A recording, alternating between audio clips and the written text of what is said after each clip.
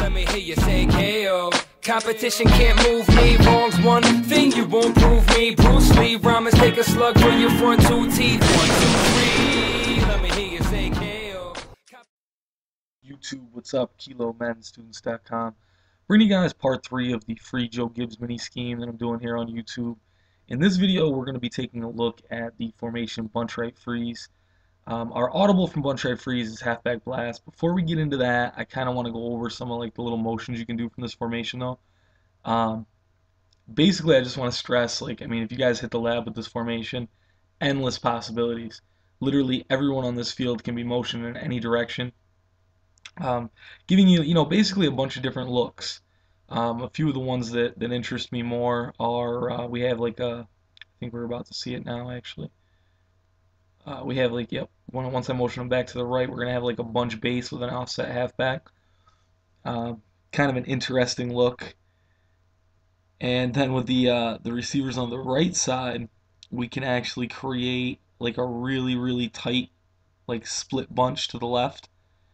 Oh, I'm sorry, I did the tight end first, which is kind of like an offset split. Pretty cool formation. And then the tight end can also be motioned out to the other side to give you kind of like a little split out wide snugs with the offset running back. So I mean, there's really a lot you can do from this formation with the motions. You can create a lot of different stuff. And then when we motion the other receiver here, we can create like a really tight bunch when we motion them to the left. That's kind of like a split tight doubles almost. And then when we go to the left, like I said, that really tight bunch with the offset running back. Just a lot of options here, guys. So, but we'll go ahead and get into the scheme that I'm going to be presenting to you.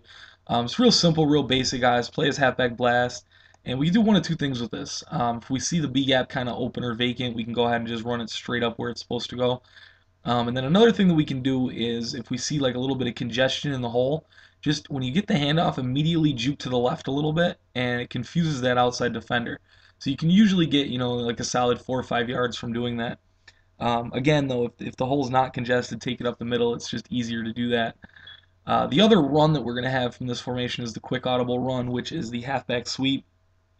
And it's not the greatest run in the world. It's kind of hit or miss. It's either, pretty good, sizable gain, or it's usually tackled like 4 yards deep in the backfield. So, I wouldn't recommend running it often, and when I do run it, I would like right now is not really like the greatest time in the world. Well, it's not too bad. I guess the left side was stacked. Lineman missed the block though.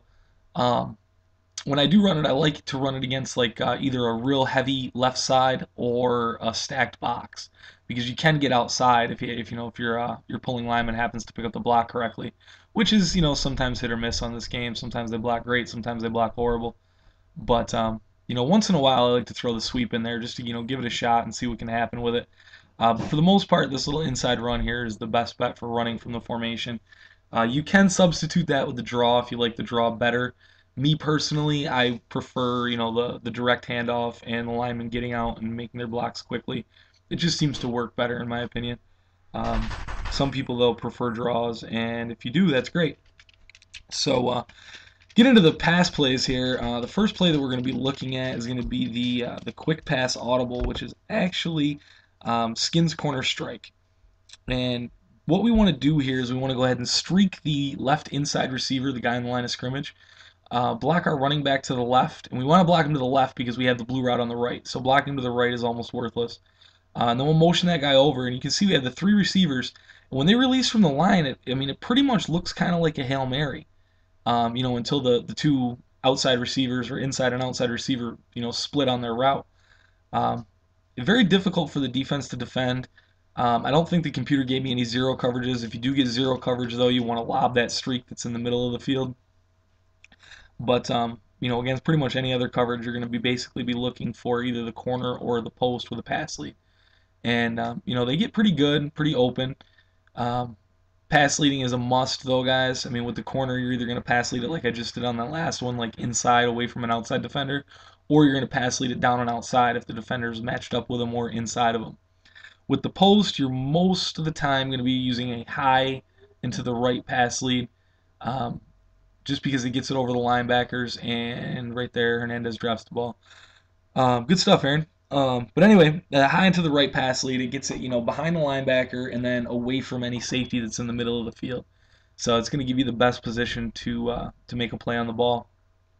If you guys feel comfortable leaving the running back route on this play, by all means do it. It will suck down any like purple zone that happens to pop out on that little corner route. So I mean, it's really up to you. I personally would rather have the pass protection, but definitely your call. If you like it, use it. Should work out good. And then the other play that we're going to be looking at from this is the play action pass audible, which is I believe it's called slot cross. And what we're going to do here is we're going to go ahead and streak the left outside receiver, wheel our running back, and slant in the left inside receiver. And basically, we're just going to read the left side of the field and then the right side of the field. Basically reading the field left to right, and taking whatever's available. If that streak on the left side is there, it's usually an inside pass lead. If the slant makes it off without getting pressed, you can pretty much throw that in between whatever zone. Then the corner route on the right side, that's a down and outside pass lead, and he'll cut it off like an out route almost.